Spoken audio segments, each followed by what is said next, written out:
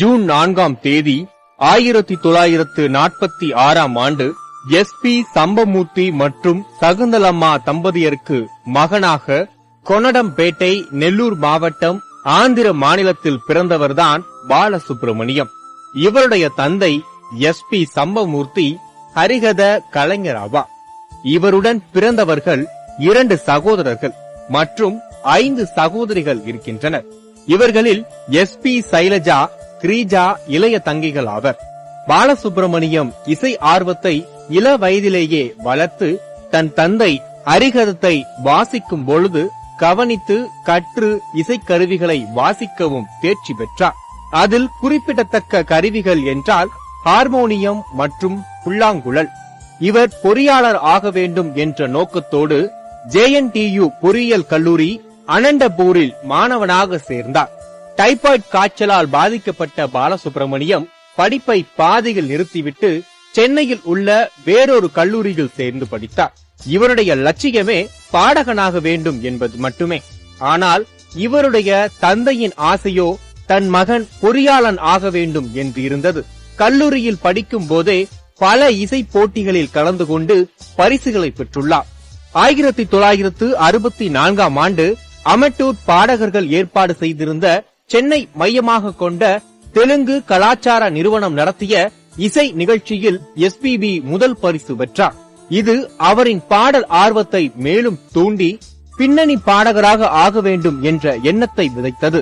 மேலும் கோதண்டபாணி மற்றும் கண்டசாலா நடுவராக இருந்து பங்கு பெற்ற ஒரு பாட்டு போட்டியில் சிறந்த பாடகராக தேர்ந்தெடுக்கப்பட்டார்.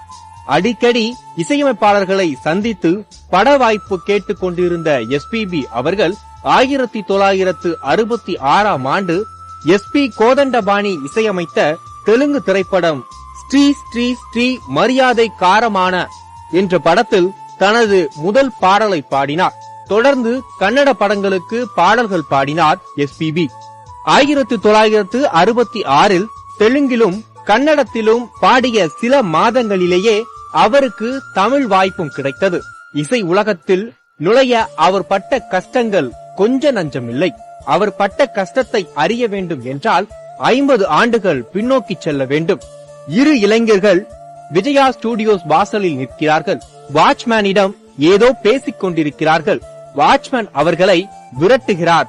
என்னவென்று நெருங்கி பார்த்தால் அவர்களில் கொஞ்சம் வெளுப்பான இளைஞனை தமிழ் சரிவர பேசத் தெரியாத நண்பனை காட்டி, இவர் இங்கு ரெக்கார்டிங்க்கு வந்திருக்கிறார், அழைத்து வர கார் வராததால் நாங்களே வந்துவிட்டோம், உள்ளே விடுங்கள் என்கிறார். அதற்கு அந்த வாட்ச்மேன், பெத்தவங்க கஷ்டப்பட்டு படிக்க அனுப்புனா காலேஜ் போகாம ஷூட்டிங் வேடிக்கை பார்க்க வந்துட்டு போய் வேற சொல்றீங்களா, போங்களா அந்த பக்கம் என விரட்டுகிறார்.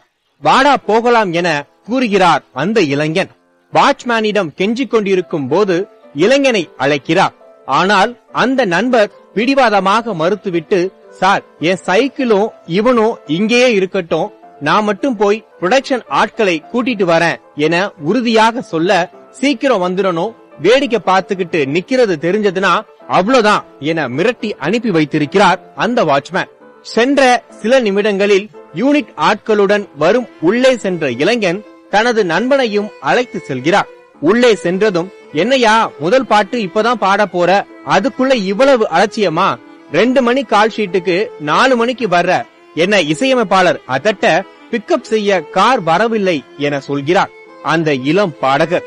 என்னவென்று விசாரித்தால் அவரை பிக்கப் செய்ய சென்ற கார் டிரைவர் சென்ற வழியில் ஒரு சிறுவன் மீது இடித்துவிட அந்த சிறுவனை மருத்துவமனைக்கு கொண்டு சேர்ப்பதில் அந்த டிரைவருக்கு தாமதமாகிவிட்டது. அதற்குள் தனது நண்பனின் கனவு என்றும் வீணாகிவிடக் கூடாது என நினைத்து சைக்கிளிலேயே சூளைமேட்டிலிருந்து வடபழனி வரை அழைத்து வந்திருக்கிறார் எஸ்.பி. பாலசுப்ரமணியத்தின் நண்பர் முரளி. இந்த சம்பவம் நடைபெற்றது டிசம்பர் 15ஆம் தேதி 1966ஆம் ஆண்டு. இந்த சம்பவம் நடைபெறவில்லை என்றால் நமக்கு எஸ்பிபி என்ற பாடகரும் இந்தியாவின் அந்த செல்ல குரலும் கிடைத்திருக்காது. எஸ்பிபி ஆலமரமாக வளர்வதற்கு விதை விதைக்கப்பட்டது முதலில் வடபழனியில் உள்ள விஜயா ஸ்டுடியோவில் தான். ஆனால் இப்போது இந்திய மொழிகள் பலவற்றில் பாடக்கூடிய திறமை படைத்த எஸ்பிபியை போல் அப்போதைய பாலு இருக்கவில்லை. தமிழ் சுத்தமாக தெரியாமல் இருந்தார். MSV உள்ளிட்ட பெரியவர்கள் SPBயை அழைத்து பாடச் சொன்ன போது தமிழின் மிக முக்கிய எழுத்துக்களை உச்சரிப்பதில் பாலுவுக்கு பயிற்சி போதவில்லை. எனவே நீ இன்று போய் நன்றாக பயிற்சி எடுத்துவிட்டு வா என அனுப்பி வைத்தார் MSV. அதன்பின் 2 ஆண்டுகள் கழித்து எதேச்சையாக பாலுவை வழியில் சந்தித்த MSV, அடடே நீ பாலுதான, தமிழ் கத்துக்கிட்டு வாப்பான்னு சொன்னனே ஏன் வரல என்று கேட்க, இப்பவும் நான் சரியா பேசலேன்னு சொல்லி அனுப்பிட்டாங்க என பதில் சொல்லி இருக்கிறார். இதோ நல்லா தமிழ் பேசுறியப்பா, இது போதும், நீ ரெக்கார்டிங்க்கு வா என MSV அழைக்க பதிவானதுதான் இயற்கை என்னும் இளையக்கனி பாடல். தமிழில் இப்படி என்றால் மலையாளத்தில் KJ யேசுதாஸ் போன்ற ஜாம்பவான்கள் மொத்த ரசிகர்களையும் தங்கள் குரலால் கட்டி வைத்திருக்க SPB கடல் பள்ளம் திரைப்படத்தில் அறிமுகப்படுத்தப்படுகிறார். கடல் பள்ளம் படத்தின் இசையமைப்பாளர் தேவராஜனிடம் SPBயை அறிமுகப்படுத்தியது AR ரஹ்மானின் தந்தை RK சேகர். SPBயை தேவராஜன் அவர்களிடம் RK சேகர் அறிமுகப்படுத்திய போது, பெரியவங்க இருக்கும்போது இவரை எப்படி என்று தேவராஜன் கேட்டபோது, இவர் பாடட்டும், வேண்டாம்னா நம்ம மாத்திக்கலாம் என RK சேகர் சொன்னதும் பதிவு செய்யப்பட்டது. கடலும் மறு கடலும் பாடல் இந்தியில் SPBயின் முதல் பாடலை உருவாக்க காரணமாக இருந்தவர் K பாலச்சந்தர் என்பது பலருக்கும் தெரிந்த விஷயம். ஏக் துஜே கேலியே படத்துக்கு SPB தான் பாட வேண்டும் என K பாலச்சந்தர் சொன்னபோது, அவருக்கு இந்தி சரியாக உச்சரிப்பு இல்லையே என இந்தி திரையுலகில் மறுப்பு சொல்ல, என் ஹீரோவே சரியா தமிழ் பேச மாட்டான், இதுல பாட்டு பாடுறவ மட்டும் சரியா பேசணுமா, ஒன்னு SPB பாடணும், இல்லைனா வேற டைரக்டரை பாத்துக்கோங்க என பாலச்சந்தர் சொன்ன பிறகுதான் SPB அந்த படத்தில் பாட வைக்கப்பட்டார். முதல் இந்தி படத்திலேயே 5 பாடல்களை பாடி ஏக் தூஜே கேலியே படத்தின் அத்தனை பாடல்களும் ஹிட்டாகின. இசை உலகத்தில் இத்தனை பேரின் கடின முயற்சிகளின் பின்னால் தான் SPB என்ற பாடகன் உருவாகி இருக்கிறான் என்று சொன்னதோடு மட்டுமல்லாமல், இப்போதைய இசை உலகில் திறமைகள் எப்படி நசுக்கப்பட்டு கொண்டிருக்கின்றன என்று ஒரு பேட்டியில் அவர் வருத்தமடைந்ததுண்டு. இவர் இந்திய திரை இசையில் செழுமையாக வாழ்க்கையை மிக கடின உழைப்பால் உருவாக்கி கொண்டார். இவர் 1970ஆம் ஆண்டுகளில் இசையமைப்பாளர் MS விஸ்வநாதன் இசையில் இணைந்து தமிழ் மற்றும் மலையாள மொழி பாடல்களை பாடியுள்ளார். தமிழ் திரைப்பட நடிகர்களான MG ராமச்சந்திரன், சிவாஜி கணேசன், ஜெமினி கணேசன், ஜெய்சங்கர் என பல நடிகர்களுக்கு 1970களில் பின்னணி பாடியுள்ளார். இவர் அப்பொழுது பிரபலமாக இருந்த பின்னணி பாடகிகளான P சுசிலா, S ஜானகி, வாணி ஜெயராம் மற்றும் LR ஈஸ்வரி இவர்களோடு பல ஜோடி பாடல்களை பாடியுள்ளார். தென்னிந்திய திரையிசையில் வெற்றி கூட்டணியான இளையராஜா SPB, S ஜானகி கூட்டணி 1970களின் கடைசியில் உருவானது. 1980 உலகளாவிய வெற்றி. SP பாலசுப்ரமணியம் 1979 வெளிவந்த சங்கராபரணம் திரைப்பட பாடல்கள் பாடியதன் மூலம் உலக அளவில் பிரபலமானார். சங்கராபரணம் தெலுங்கு திரையுலகில் சிறந்த திரைப்படமாக திகழ்கிறது. இத்திரைப்படத்தின் இயக்குனர் K விஸ்வநாத்தால் இயக்கப்பட்டது. K விஸ்வநாத் SPBக்கு பெரியப்பா மகன் ஆவார். இத்திரைப்படத்தின் பாடல்கள் திரை இசை திலகம் KV மகாதேவனால் கர்நாடக சங்கீதத்தை கொண்டு உருவாக்கப்பட்டது. SPB முறையாக கர்நாடக சங்கீதம் கற்கவில்லை என்றாலும் கேள்வி ஞானத்தை வைத்து சங்கராபரணம் பட பாடல்களை பாடினார். இத்திரைப்படத்திற்காக இவர் முதல் தேசிய விருதும் பெற்றார். தமிழ் திரையிசையில் இளையராஜா SPB என்றால் அனைவருக்கும் ஒரு மாயாஜாலம் உருவாகிவிடும் என்று எல்லோருக்கும் தெரியும். இளையராஜா, SPB, S ஜானகி இம்மூன்று பேரின் வெற்றி பாடல்கள் நிறைய உள்ளன. 1983ஆம் ஆண்டு வெளிவந்த சகரா சங்கமம் தெலுங்கு திரைப்படம் கிளாசிக்கல் இசையில் அமைத்ததனால் இளையராஜாவுக்கும் SPBக்கும் இந்திய தேசிய விருது கிடைத்தது. 1988ஆம் ஆண்டு ருத்ரவீணா என்ற தெலுங்கு திரைப்படத்திற்காக மீண்டும் இவ்விருவருக்கும் இந்திய தேசிய விருது கிடைத்தது. இளையராஜா மட்டுமல்லாது இடைக்காலத்தில் இசையமைத்த எல்லா இசையமைப்பாளர்களின் இசையிலும் பின்னணி பாடியிருக்கிறார். 1989ஆம் ஆண்டில் இருந்து SPB பாலிவுட் நடிகர் சல்மான் கானுக்கு பின்னணி பாடி வந்தார். அதிலும் மைனே பியார் கியா மிகப்பெரிய வெற்றி பெற்ற திரைப்படம். இத்திரைப்படத்தில் எல்லா பாடல்களையும் பாடியுள்ளார். எல்லா பாடல்களும் வெற்றி பெற்றது மட்டுமல்லாது தில் தீவானா பாடல் சிறந்த பின்னணி பாடகருக்கான பிலிம்பேர் விருதினையும் இவருக்கு வாங்கி கொடுத்தது. இவர் அடுத்த தலைமுறைக்கும் காதல் ரசனையோடு சல்மான் கான் திரைப்பட பாடல்களை பாடியுள்ளார். சல்மான் கான் நடித்த ஹம் ஆப்கே ஹே கான் மிகப்பெரிய வெற்றி பெற்று வசூலை அள்ளி குவித்தது. இப்படத்தில் லதா மங்கேஷ்கர் உடன் எஸ்பிபி பாடிய நிதி தேரா தேவ தீவானா பாடல் மிகவும் பிரபலமானது. இந்த பாடலுக்காக லதா மங்கேஷ்கர் பிலிம்பேர் விருது பெற்று சிறப்பு விருதும் பெற்றார். இவைகளெல்லாம் பாலசுப்ரமணியம் ஒரு மிகப்பெரிய இந்திய பின்னணி பாடகர் என்பதை எடுத்துக்காட்டுகிறது. எஸ்.பி. பாலசுப்ரமணியம் 1990ஆம் ஆண்டுகளில் இசையமைப்பாளரான தேவா, வித்யாசாகர், எம் கீரவாணி, எஸ்.ஏ. ராஜ்குமார், பரத்வாஜ் போன்றோரின் இசையில் நிறைய பாடல்களை பாடினார். ஆனால் மிகப்பெரிய வெற்றி என்று சொன்னால் அது ஏ.ஆர். ரஹ்மான் இசையில் பாடிய பாடல்களாகும். ஏ.ஆர். ரஹ்மானின் இசை அரங்கேற்ற படம் ரோஜா. அதில் எஸ்பிபி 3 பாடல்களை பாடினார். ரோஜா திரைப்படத்திற்கு பிறகு நிறைய பாடல்களை ஏ.ஆர். ரஹ்மானின் இசையில் நீண்ட காலமாகவும் பாடி வருகிறார். புதிய முகம் திரைப்படத்தில் ஜூலை மாதம் வந்தால் பாடலை அனுபாமாவோடு பாடினார். அனுபாமாவிற்கு அப்பாடல் அரங்கேற்ற பாடலாகும். கிழக்கு சீமையிலே திரைப்படத்தில் மானுத்து மந்தையில மாங்குட்டி என்ற பாடல் நாட்டுப்புற நடையில் வித்தியாசமாக பாடினார். டூயட் படத்தில் ஏறத்தாழ எல்லா பாடல்களையும் பாடினார் எஸ்.பி. பாலசுப்ரமணியம். மின்சார கனவு படத்தில் தங்கத் தாமரை மகளே பாடலுக்காக சிறந்த பின்னணி பாடகருக்கான இந்திய தேசிய விருது எஸ்பிபிக்கு 1996ஆம் ஆண்டு கிடைத்தது.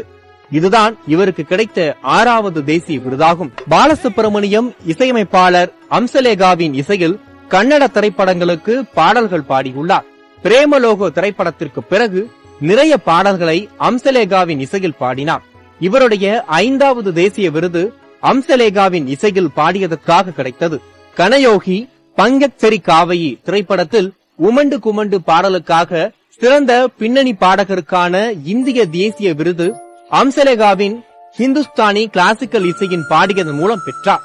எஸ்பிபி 2000ஆம் ஆண்டுக்கு பிறகு இளைய தலைமுறை இசையமைப்பாளர்களான Yuvan Shankar Raja, Karthik Raja, Harris Jayaraj, D Imman, G V. Prakashkumar, Nivas K Prasanna போன்றோரின் இசையமைப்பிலும் பாடி உள்ளார். எஸ்பிபி 2013ஆம் ஆண்டு வெளியான சென்னை எக்ஸ்பிரஸ் என்ற திரைப்படத்தில் நடிகர் ஷாருக்கானுக்காக விசால் சேகரின் இசையில் நிக்கல்னா சாயி சென்னை எக்ஸ்பிரஸ் தலைப்பு பாடலை பாடி உள்ளார். இப்பாடல் 15 வருடங்களுக்கு பிறகு இவர் இந்தி திரையிசையில் பாடியதாகும். 2015ஆம் ஆண்டு ஜனவரி மாதம் மத்திய அரசின் தூய்மை இந்தியா திட்டத்திற்கு ஆந்திர மாநிலத்தின் தூதராக நியமிக்கப்பட்டிருக்கிறார். இவர் மதங்களை கடந்து பக்தி பாடல்கள் பல பாடியுள்ளார். இதற்காக 2015ஆம் ஆண்டுக்கான கேரள அரசின் ஹரிவாரசனம் விருது பெற்றுள்ளார். பின்னணி குரல், இசையமைப்பு, நடிப்பு என அனைத்திலும் எஸ்பிபி பங்கு கொண்டார். எஸ்பிபி நடிகர் கமலஹாசனுக்கு 120 தெலுங்கு திரைப்படங்களில் பின்னணி குரல் கொடுத்துள்ளார். கமல் நடித்த தமிழ் திரைப்படம் மன்மத லீலை தெலுங்கில் மன்மத லீலா என மொழிமாற்றம் செய்யப்பட்டது. அதன் மூலம் எஸ்பிபி தொடர்ந்து பல நடிகர்களுக்கு பின்னணி குரல் கொடுத்துள்ளார். குறிப்பாக கமலஹாசன், ரஜினிகாந்த், சல்மான் கான், கே பாக்யராஜ், மோகன், அனில் கபூர், கிறிஸ் கர்னாட், ஜெமினி கணேசன், அர்ஜுன் சர்சா, நாகேஷ், கார்த்திக் மற்றும் ரகுவரன் ஆகியோருக்கு பல்வேறு மொழி படங்களில் பின்னணி குரல் கொடுத்துள்ளார். நடிகர் கமலஹாசனுக்கு குரல் ஒன்றிய பின்னணி கொடுப்பவராக திகழ்கிறார். கமல் நடித்த தசாவதாரம் திரைப்படத்தை தெலுங்கில் மாற்றிய போது மொத்தமுள்ள 10 கதாபாத்திரங்களில் 7 கதாபாத்திரங்களுக்கு பின்னணி குரல் கொடுத்துள்ளார். அதில் பெண் கதாபாத்திரம் ஒன்று இருப்பது குறிப்பிடத்தக்கது. இவர் சிறந்த பின்னணி குரல் கொடுப்பதற்கான நந்தி விருதினை அன்னமயா மற்றும் ஸ்ரீ சாய் மகிமா திரைப்படத்திற்கும் பெற்றுள்ளார். 2012ஆம் ஆண்டு வெளிவந்த ஸ்ரீ ராமராஜ்யம் திரைப்படத்திற்கு நடிகர் நந்த பாலகிருஷ்ணாவுக்காக பின்னணி குரல் கொடுத்துள்ளார். பாடலை தவிர நடிப்பிலும் அசத்தியவர். தெலுங்கு, கன்னடம், தமிழ் என 3 மொழிகளில் 50 படங்களுக்கு மேல் நடித்திருக்கிறார். கேளடி கண்மணி, காதலன் இந்த இரண்டும் இன்றும் நினைவில் நிற்பவை. எஸ்பிபி இதுவரை 6 முறை தேசிய விருதுகள் வாங்கி இருக்கிறார். இந்தி, தமிழ், தெலுங்கு பாடல்களை பாடியதற்காக பெற்ற விருதுகள் சங்கராபரணம், ருத்ரவீணா, ஏக் தூஜே கேலியே, மின்சார கனவு என இவர் பாடியதெல்லாம் ஒளிபரப்பாத நாளே இல்லை. ஏக் தூஜே கேலியே படம் ஹிட்டுக்கு பிறகு மும்பையில் ஒரே நாளில் 19 பாடல்கள் பாடியவர். இதுதான் எல்லா பாடகர்களையும் விட எஸ்பிபியின் முறியடிக்க முடியாத சாதனை. இளையராஜாவும் எஸ்பிபியும் மிக நெருங்கிய நண்பர்கள். இருவரும் வாடா போடா என பேசிக்கொள்ளும் அழகு எல்லோரையும் வியக்க வைக்கும். சுத்தமான சைவ உணவு பழக்கம். இவ்வளவு பெரிய ஆகிருதி கொண்ட இவர் சாப்பிட எடுத்துக் கொள்கிற நேரம் 5 நிமிடங்கள். தயிர் சாதம் இஷ்ட உணவு. இதுவரை 42,000 படங்களுக்கு மேல் பாடியிருக்கிறார். தமிழ், தெலுங்கு, கன்னடம், மலையாளம், இந்தி, பெங்காலி, ஒரியா, துலு, படகா, மராட்டி என 10க்கும் மேற்பட்ட மொழிகளில் பாடுபவர். எஸ்பிபி தன் குரலை பாதுகாக்க எந்த சிறப்பு கவனமும் மேற்கொள்வதில்லை. குளிர்ந்த நீர், ஐஸ்கிரீம், இனிப்பு என எல்லாம் சாப்பிடுவார். மூச்சு விடாமல் கேரடி கண்மணியில் மண்ணில் இந்த காதல், அமர்க்களம் படத்தில் சத்தம் இல்லாத தனிமை கேட்டேன் என எஸ்பிபி பாடிய பாடல்கள் மிக பெரிதாக பேசப்பெற்றவை. இன்றளவும் அவர் தனி கச்சேரியில் விரும்பி கேட்கப்படுகின்றன இந்த பாடல்கள். எஸ்பிபிக்கு பிடித்த பாடகர்கள் முகமது ரஃபி மற்றும் ஜெயசுதாஸ். முகமது ரஃபியின் பாடல்களை விரும்பி கேட்பார். TMS அண்ணா பாடிய எந்த பாடலிலும் அபஸ்ருதியை கேட்கவே முடியாது என பாராட்டி மகிழ்வார். எம்ஜிஆரே விரும்பி கொடுத்த பாடல் 1000 நிலவே வா. அந்த பாடலுக்கு எஸ்பிபி அழைக்கப்பட்ட போது குளிர்காய்ச்சலில் இருந்தார். ரெஸ்டடு, நீ எத்தனையோ பேரிடம் எம்ஜிஆர் பாடலுக்கு பாடுகிறேன் என சொல்லி இருப்பாய், 3 நாளைக்கு பிறகு நீயே வந்து பாடு என சொல்லி வாய்ப்பு கொடுத்தார். கர்நாடக இசை கச்சேரி செய்ய வேண்டும் என்பது எஸ்பிபியின் தனியாத தாகம். பிடித்த இசையமைப்பாளர் இளையராஜாதான். AR ரஹ்மான் இசை மீது மிகுந்த மரியாதை இருந்தாலும் ராஜா ராஜாதான் என்பது எஸ்பி பாலசுப்ரமணியனின் விளக்கம். மலை படத்திற்காக எஸ்பிபி ஒரு பாடலை பாடினார். அவர் ரெக்கார்டிங் ஸ்டுடியோவுக்கு அடியெடுத்து வைத்து பாடி வெளியேறியது எல்லாம் 12 நிமிடங்களில் முடிந்துவிட்டது. கிரிக்கெட் விளையாட்டின் வெறியர் எஸ்பிபி. சச்சின் இவரது ஆர்வத்தை பார்த்துவிட்டு தன் கையெழுத்திட்ட பேட் ஒன்றை பரிசாக அளித்திருக்கிறார்.